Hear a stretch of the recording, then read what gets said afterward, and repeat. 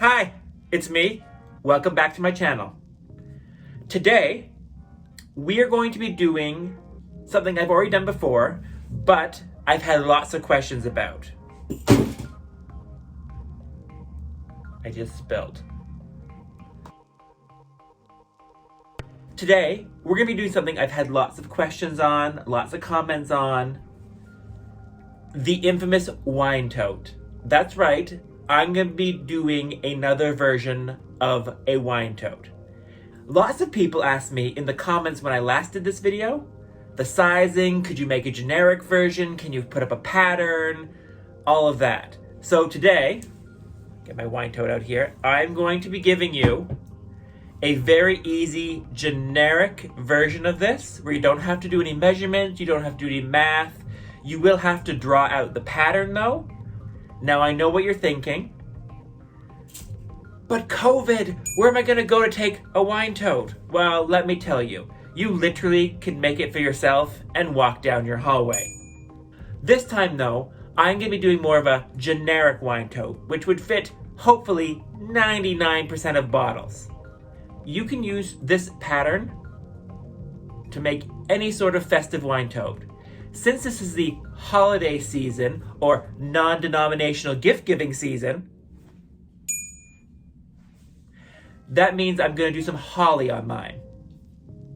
This project is also a great scrap buster. Don't forget to look through your scrap bin to see what you have there. Let's start doing some pattern making. This time, I'm going to give you all the notes needed for this pattern. So let's start there. For this pattern, we need to go 7.5 inches wide. We then have to go 17 inches high. And we have to think about the bottom cutouts for boxing the bottom. We are going to be doing that at 1.5 by 1.5 inches. We also need to know our seam allowances, and they will be 1/2 inch. For this project, we will also need something round. Why do we need something round? Well, here's a basic drawing. It's to make that shape there when we're doing the handle area. Now we have some basic notes measurements. Let's draw these out. I start out by drawing a baseline and then one vertical line, perpendicular to that baseline. Then I go up 17 inches, and then I need to go on either side of the center line 3.75, or 3 3/4.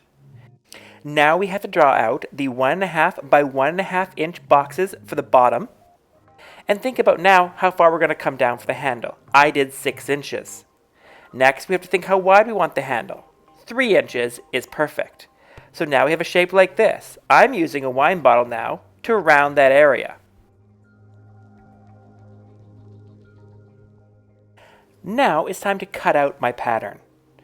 And, as mentioned before, you can use this wine pattern again and again and again, especially if you do it on tracing paper or tracing cloth. Also, always label your patterns you make. Using the pattern we made, I then cut out 2, that's right, 2 of the interior fabrics, and then 2 of the exterior fabrics. In this case, I did some free motion quilting on some denim. Note, these are very holiday specific. You don't have to do that.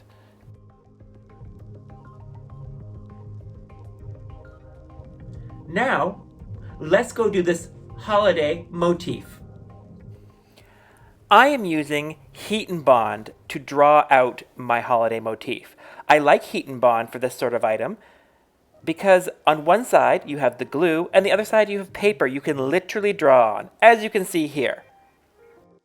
Once I had my motifs all nicely sort of done, it was time to cut them out. I used a rotary cutter. You could use scissors or anything else.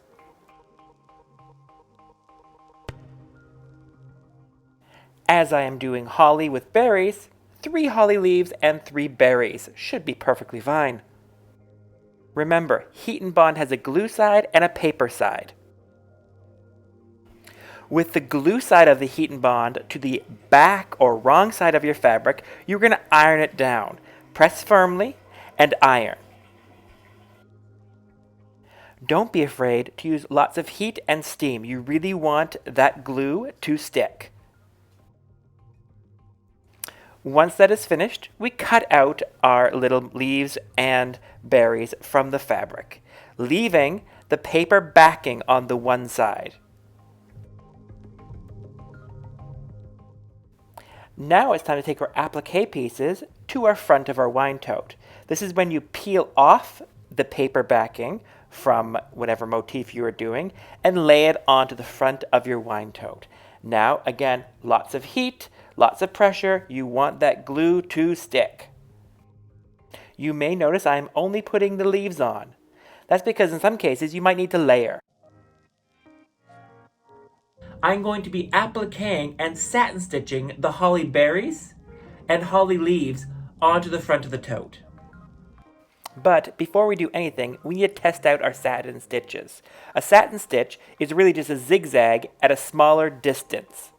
Take the time to do a test swatch just in case. You never know what might come out.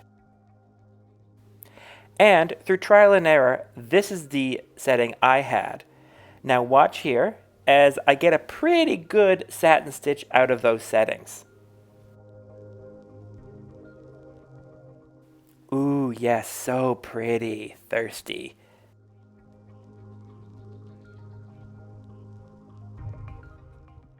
Now it's time to go over to our appliques. You want to center that foot so that one edge is on your actual applique work and the other one is on the actual tote. Here's a better view. See, I have the foot centered there and I'm going to follow the curves slowly.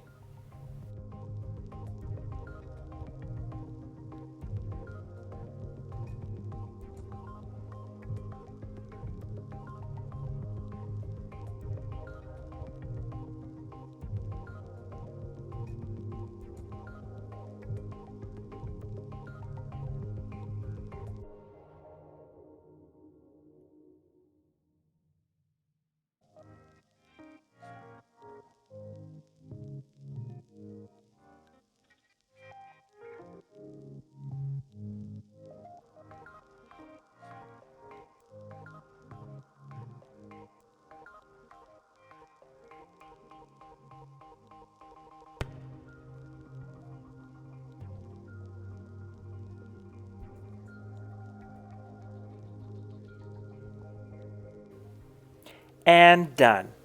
Now it's just time to take a look at what we've done.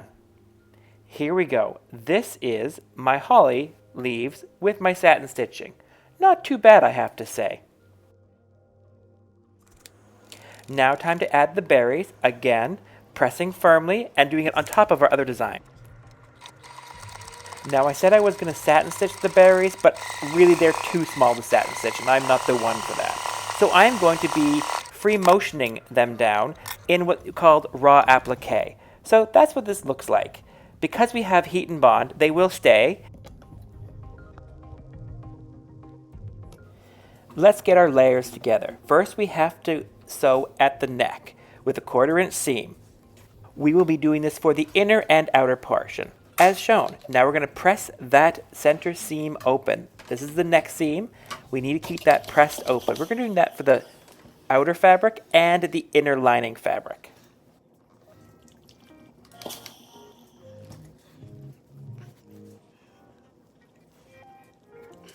Now, right sides together, lining up those seams, you're going to sew along the arced areas. And this is what you have. Now, it's time to turn through the neck. Don't forget that sometimes turning the fabric through the hole can take time. Gently do this. Never force the fabric, never pull the fabric. It might tear or you might pop some stitches. Once you have turned it through the neck hole, this is what you have. And let me tell you, it will need a good pressing. Press, press, press, press, press. Once you've done that, this is what you have. Now, it's time to shape the bag. We are going to turn the right sides together of both the inner and outer flap, leaving the neck inside and sewing all the way around, leaving a 2-inch gap. Now it's time to box the corners, as you see here, box with the seams open. Sew along there again with the 1/2-inch seam. Once you've done that, it's now time to turn again through the hole we left before. That 2-inch hole. Push, push, push, get it through that hole. Once you've done that, you have something like this. We are now going to do a quick edge stitch along that hole to seal everything in. Now it's all sealed up. It's time to push that lining into the actual bag, making sure those corners are all nice, and an edge stitch along the handle and side. I did it a 1/4 inch, and there you go, all nice. Now it's time to press. Press if needed, taking care not to burn yourself. Now you know what time it is? It's time for a fashion show.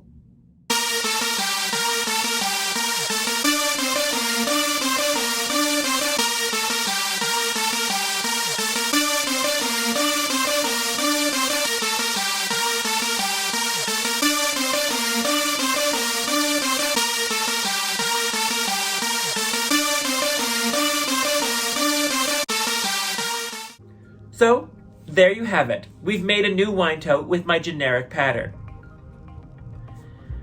If you like this video, please subscribe, give me a thumbs up, and hit the little bell icon in the bottom corner. I also really enjoy your comments, and because of your comments, I remade a video that you requested. Bye now. Have a good night.